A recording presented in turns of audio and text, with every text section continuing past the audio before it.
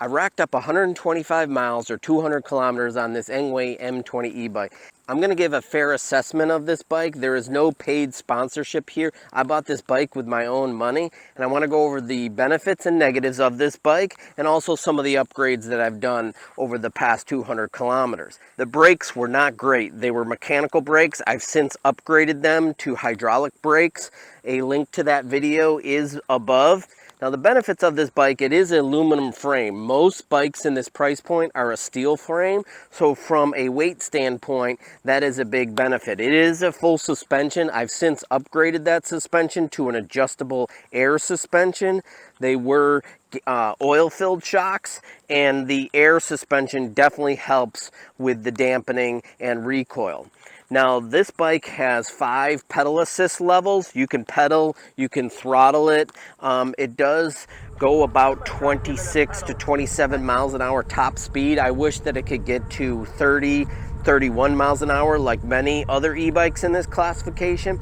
But I am overall thrilled with this bike. It's a 750 watt hub motor and it has a 48 volt 13 amp hour battery. That got me about 26 miles of range. I've since added this extra battery, which is a little more cost-effective solution compared to buying the battery from Engwe that fits up here. The benefit to this setup is I can retain this cargo area and carry my water and tools in here and still have the extra mileage.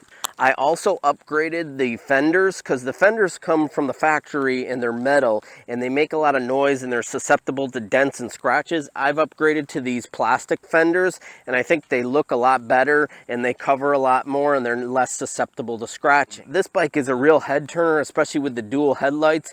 It's really impressive and I get a lot of comments on it.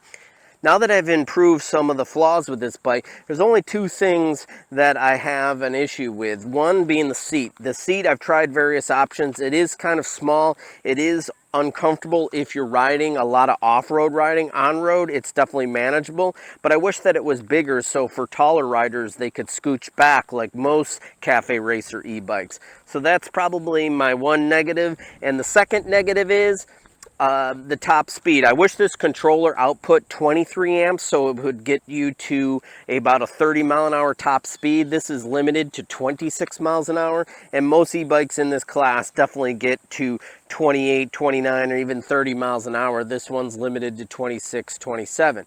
But overall, I've been happy with this bike, but I am going to move on from this bike. I'm going to sell it and buy something else. If you have any questions, please leave in the comments. Thanks for watching and subscribe to my channel.